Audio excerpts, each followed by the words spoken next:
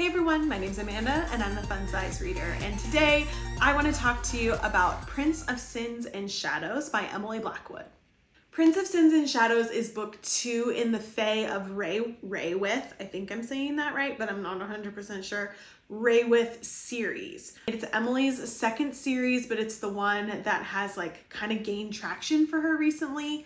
I read the first one, which is House of Lies and Sorrow. And Emily is really cool because she writes very quickly, so we don't have to wait very long until the next book. And they're kind of a little bit shorter, so you get through them really quickly. So it just kind of feels like it flows. I haven't forgotten what happened in the last one by the time the next one comes, and I can read it really quickly, and it just kind of works. Like, it's kind of working for me.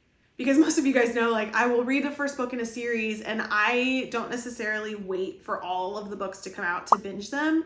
And so a lot of times I forget what happens by the time a year or 2 years later the next one comes out. I'm like, what the heck happened?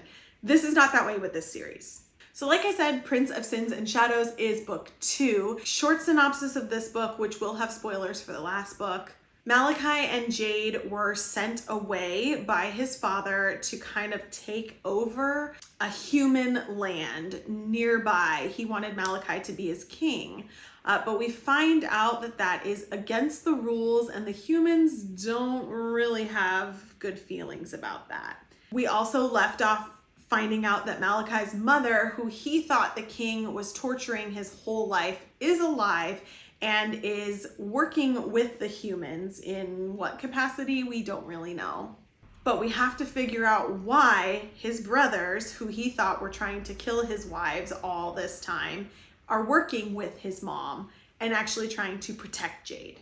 Star rating. So I really liked this book. I thought it was good. I thought it was a really good continuation of the last book and continuation of the storyline. I gave this book 4 stars. I kept it at the same rating, and still, like, there were things that contributed to that for me. I feel like in my head, sometimes with YA books, I have a little bit lower expectations. Like, I know it's for a YA audience, and so there are things that I'm like more willing to excuse, which makes my ratings a little bit higher. But I thought this one was good, and I actually liked it better than the last one, I think. And one of the reasons why I think it stayed with that solid 4 is because the spice rate, like, it kind of flows into the spice rating, which was 0. It was still, there was no spice, there was no explicit content. Things are a little steamy, there are heated kisses, things like that, but none of the spice.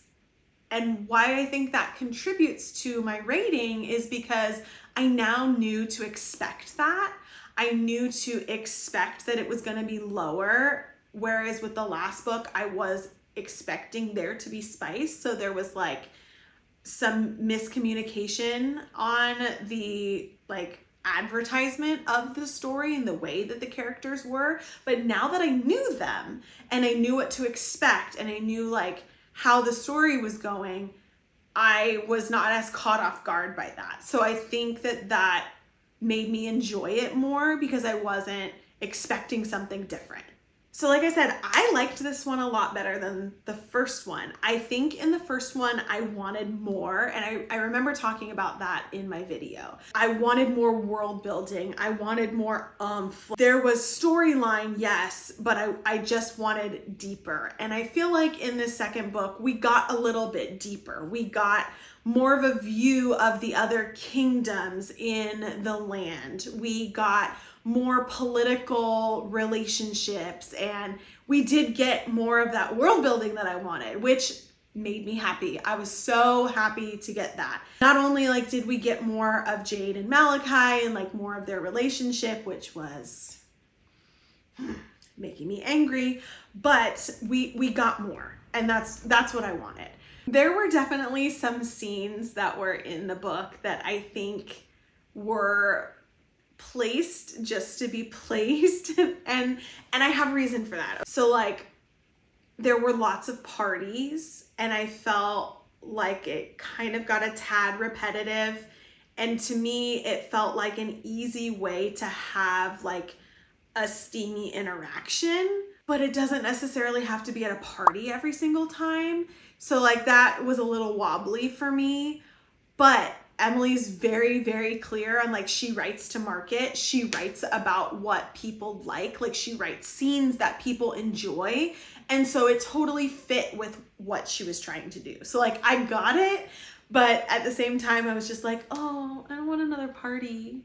Like I want something else, you know? I did love the training trope. I love a good training trope, and having like the Prince of Shadows, the super dangerous dark prince training Jade just was like, oh, feels like I love that. I'm trying to keep this spoiler free, but my second videos, like second book videos, are never spoiler free. So I'm going to talk about some spoilery things.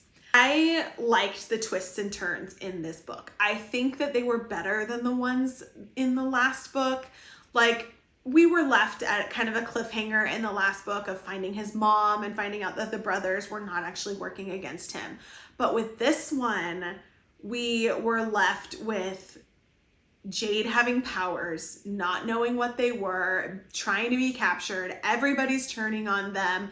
One of the brothers dies. There's so much happening in the end of this book that it was really exciting. Like, it was really exciting. I have been watching Emily's videos that she's been putting out, and I am a little worried for Jade. I'm a little worried because I've seen all of these videos where she's like, ooh, I want to write a female villain. Like, and I'm like, is Jade gonna go off the deep end? Like, there's quite a few more books that she has planned for this series. I think there's a total of 5. And so I'm like, okay, we know that Jade is getting all these powers now, and she's supposed to be this like peace bringer and powerful being, and potentially like on par with as powerful as Malachi is. And she can't be touched by his powers, which was another freaking little thing sprinkled on top that was like exciting. But is now she gonna go off the deep end with this power? And is she gonna go out for revenge? Is she gonna go on a freaking fake killing spree? Is she gonna have to like revenge Malachi in some way? I don't know. I don't know what's coming, but I feel like Emily is leading us down this like, we're gonna have a main character that turns dark path. That's gonna be interesting.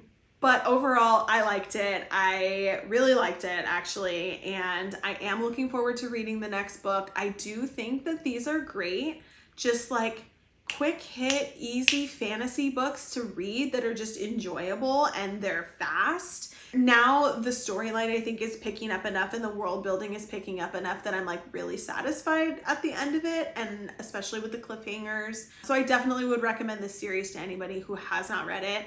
If you haven't read it, you probably shouldn't have listened to me give all those spoilers, but that's not my fault. I warned you.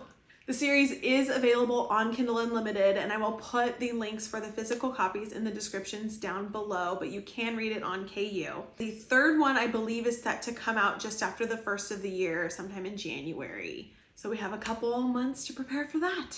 Thanks for stopping by to talk about Prince of Sins and Shadows with me today. And don't forget, you can also find me on Instagram, Facebook, and TikTok at The Fun Size Reader. See you guys next time.